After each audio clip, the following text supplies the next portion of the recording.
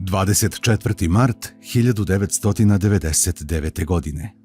Dan i datum koji neće zaboraviti niko koji je u tom trenutku bio dovoljno odrastao da bude svestan svih opasnosti koje su tada pretile sa neba iznad Srbije, odnosno tada Savezne Republike Jugoslavije. Dan je bio vedar i prohladan. Počeo je uobičajenim aktivnostima, ali negde već od podneva naslućivalo se da će se pretnje bombardovanjem obistiniti i da je samo pitanje kada će početi. A u vazduhu punom neizvesnosti lebdela su i razna druga pitanja. Kako će to izgledati, koliko će trajati? Pregovori u Rambouilletu nisu uspeli, jer je jugoslovenska strana odbila uslove koji su podrazumevali NATO trupe na svojoj teritoriji. Strane ambasade evakuisale su svoje službenike, letovi za Beograd su otkazani. Časovi u pojedinim školama bili su skraćeni ili su đaci pušteni kućama ranije, uz kratku poruku nastavnika: deco, pravo kući, bez zadržavanja. Strane televizije su objavile da su bombarderi krenuli prema Avijanu u Italiji, koji je bio baza za napade, a stranim silama poslata je poruka preko domaće televizije: dođite, nećete se vratiti. Ipak, retko ko je verovao da će bilo ko nauditi ovoj maloj i već prilično napaćenoj zemlji. Popodne je odmicalo. Veče je obećavalo druženje sa porodicom i prijateljima uz svima tada omiljenu seriju Esmeralda.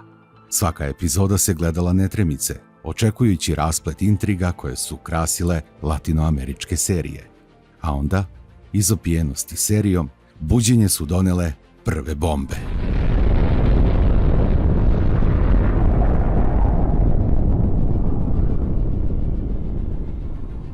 Mada i na njih nisu gotovo svi reagovali. Uskoro se čula i sirena.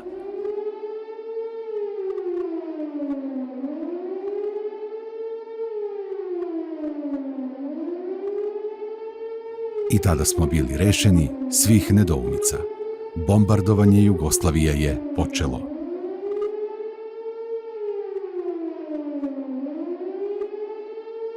Narednih 78 dana ovaj zvuk smo slušali najmanje jednom dnevno.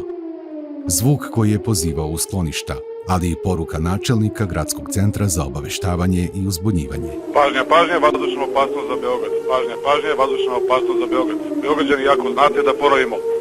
Isključite struju, zatvorite gas, otvorite prozore, spustite roletne, pomerite zavise, ponesite pripremljene stvari i lagano se spustite u svoja skloništa i zaklone.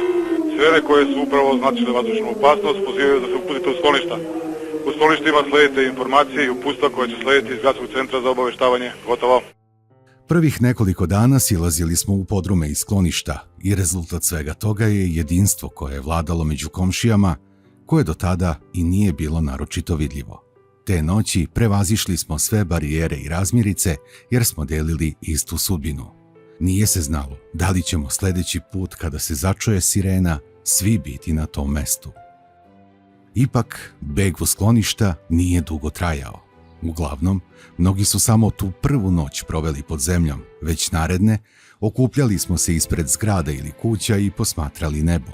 Ne zbog toga što smo bili romantični, već smo pratili pokretne zvezde, a neretko gledali rakete kako jure da unište još neki objekat ili nečiji život. Proradio je srpski inat, pa smo pesmom Strah pokrivali i u centru Beograda, na Trgu Republike i Brankovom mostu, kao i na Mostu Slobode u Novom Sadu. Organizovani su koncerti narodne pop i rock muzike. Nastupale su zvezde koje možda i nismo voleli do tada, ali je njihova muzika, bar na trenutak, terala strah i gradile jedinstvo naroda. Ipak, ti koncerti su i dan danas u pojedinim krugovima predmet rasprave. Da li je bilo moralno pevati dok su odrasli i deca ginuli? Simbol tih okupljanja bila je meta, target. Još jednu priliku za slavlje dobili smo već 27. marta uveče kada je u selu Buđenovci kod Rume oboren do tada nevidljivi bombarder F-117A. Nakon pada, ubrzo su se okupili meštani koji su taj uspeh srpske vojske proslavili pesmom, a igralo se i kolo na olupini aviona. Neki su delove oborenog stelta poneli kući, za uspomenu i dugo sećanje. Iz dana u dan nizali su se koncerti u centru Beograda i na mostovima glavnog grada i Novog Sada, a agresor je brojao porušene objekte i nedužne žrtve rata.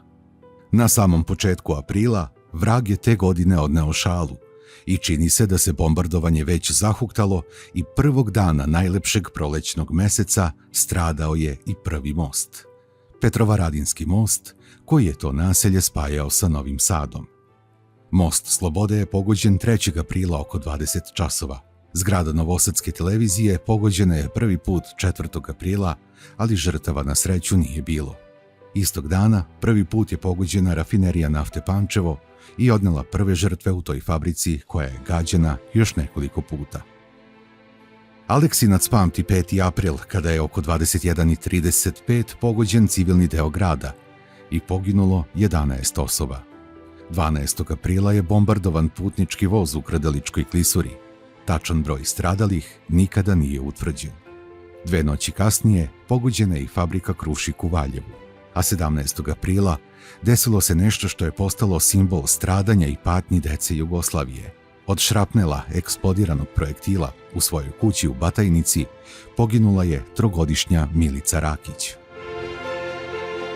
A noć između 17. i 18. aprila pamte Pančevci i mnogi širom Srbije i Evrope, kada su pogođene sve 3 fabrike južne industrijske zone, u kojoj su smeštene rafinerija nafte, Azotara i Petrohemija. Novinari su tu noć nazvali Noć veštica. Rezidencija tadašnjeg predsjednika Savezne Republike Jugoslavije gađena je i sravnjena do temelja 22. aprila u 4 sata ujutru. U tom napadu nije bilo povređenih. Naredne noći, u 2 sata i 6 minuta, pogođena je zgrada Radio-televizije Srbije.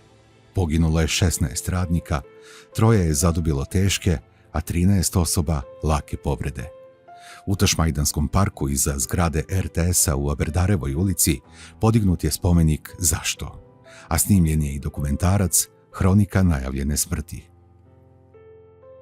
April u Jugoslaviji te 1999. godine umorno se smešio i dan za danom bombe su padale po ljudima i objektima, brojale su se žrtve i računala materijalna šteta. Mnogi su odlazili u rat, neki su se i vratili. I dalje smo bili bez odgovora dokle će ovo da traje.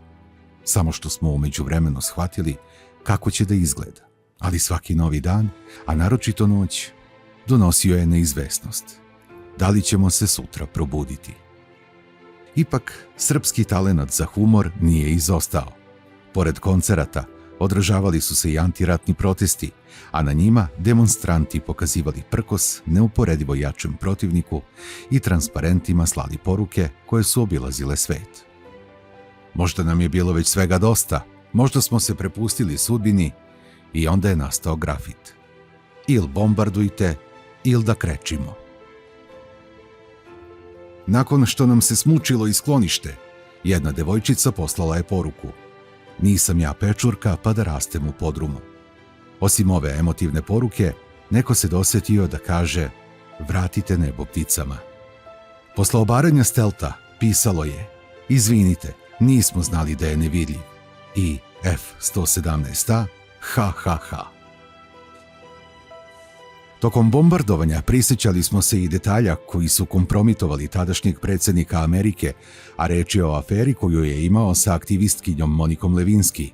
Nastao je grafit Monika, stisni zube. 28. aprila jedna raketa pala je u okolini Sofije u Bugarskoj. Ne znam da li je to bio povod ili samo bombardovanje Srbije, no iz Nikšića je stigao grafit: gađajte i nas, nije smo šugavi. Već 30. aprila gađeno je mesto Murino u opštini Plav u Crnoj Gori. Poginulo je 6 civila, od toga 2 devojčice i 1 dečak. Od bombi koje su pale na teritoriji Crne Gore, ovaj napad odneo je najviše žrtava. 1. maj 1999. Bila je subota. Ako mislite da je praznik rada ukinut, varate se. Mnogi su krenuli na piknik i prvomajski uranak, jer se vazdušna opasnost upravo završavala u ranim jutarnjim satima.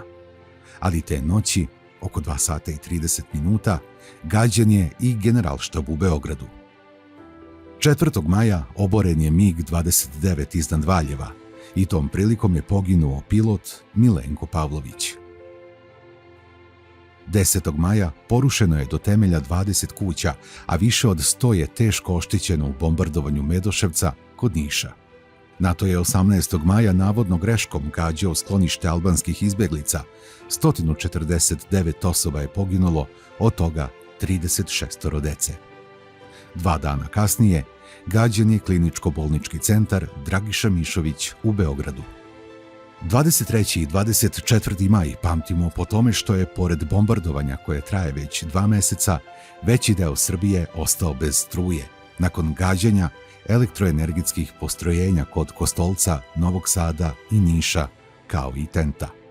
30. maja srušen je most kod Varvarina. 9 civila je stradalo, 12 povređeno, dok se 2 vode kao nestali. I još jedan mesec prošao je uz bombe, stradanja, neizvesnost. Ko je sledeći ili šta je sledeće? Koncerti su se i dalje održavali širom Srbije, ali nas je i državna televizija hrabrila svakodnevno patriotskim pesmama, od kojih je verovatno najpoznatija Volimo te, otadžbino naša. I početak juna doneo je tračak nade, kada su se sastali Viktor Černomirdin, Marti Ahtisari i Strop Talbot, koji su usaglasili sporazum u 10 tačaka, na osnovu čega su Černomirdin i Ahtisari stigli u Beograd 3. juna. Tadašnjem predsjedniku Miloševiću sporazum je predstavljen kao ultimatum. Nakon toga potpisan je Kumanovski sporazum i počelo je povlačenje snaga Srbije sa Kosova i Metohije. Tadašnji generalni sekretar NATO Javier Solana izdao je naredbu o prekidanju bombardovanja 10. juna 1999. godine. Slobodan Milošević se potom obratio građanima putem Radio televizije Srbije. Poštovani građani, agresija je završena. Mir je nadvladao nasilje. Dragi građani, srećan nam mir.